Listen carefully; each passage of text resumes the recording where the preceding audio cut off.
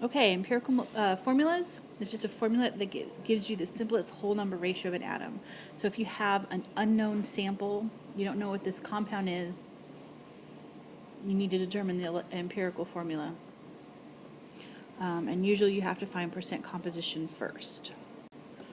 So here we go. Here's a little rhyme to help you remember the steps, which was in the previous slide.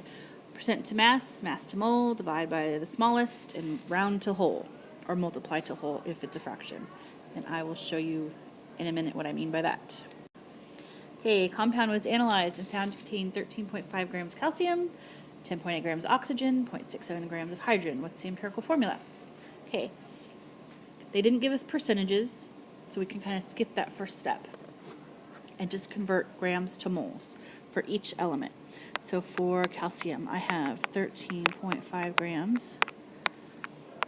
From the periodic table, I know there's 40.08 grams in 1 mole of calcium.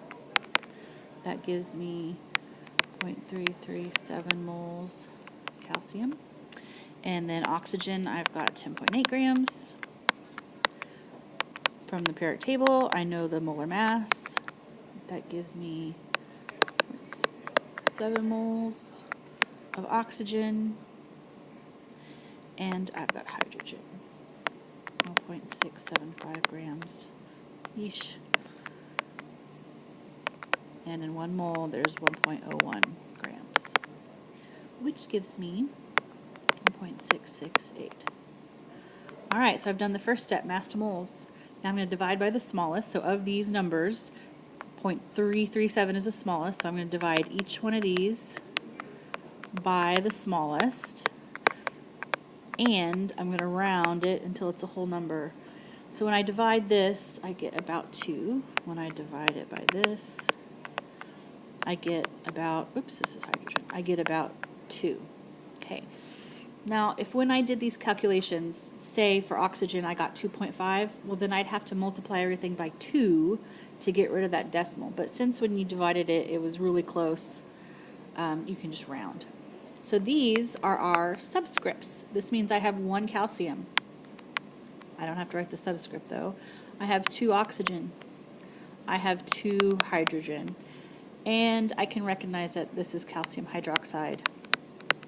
So I'm going to write it like this.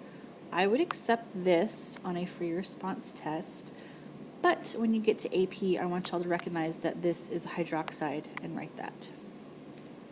Okay, once you know the empirical formula, the molecular formula can be determined. You're just going to take the molar mass of the empirical formula, divide it by the molar mass of the compound, and that will give you your multiplier. I'll show you how to work those problems in a sec. If, however, you already know your molecular formula, all you have to do is reduce to get your empirical formula. Reduce it like a fraction. Okay? Now sometimes the molecular formula and the empirical formula are the same, and that's okay.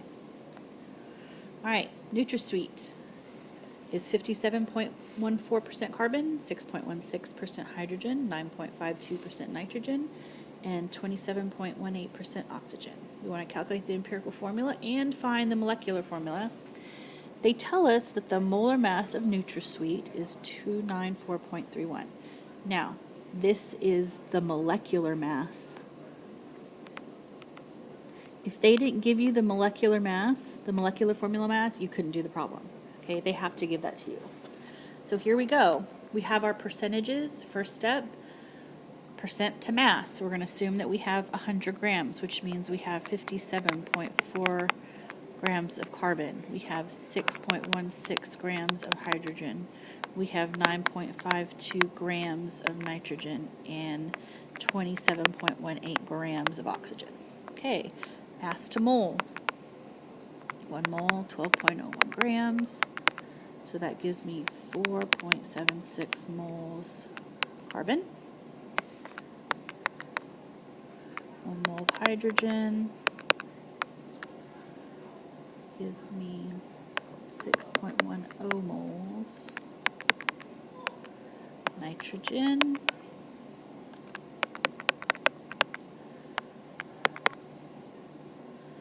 0.677 moles of nitrogen.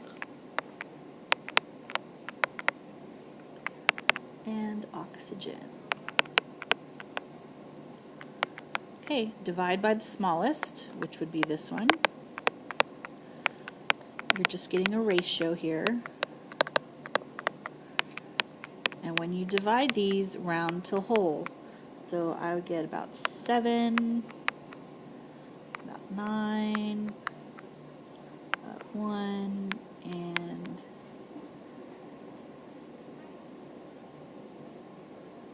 2.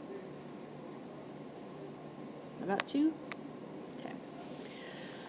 All right, so then I'm going to calculate, these give us our subscripts, so we have C7H9NO2. Okay, so then I'm going to find the molar mass of this, where you just add them all up, and I got, what'd I get? I got 123.23. So then I'm going to take the molar mass that they gave me, the molecular formula mass, and I'm going to divide it by the empirical formula mass and round to get a whole number. I got 2. That's my multiplier. So now I'm going to take my multiplier and multiply each of my subscripts by 2. So my molecular formula is C14H18N2O4. That is the molecular formula. Try these practice problems and we'll check them in class.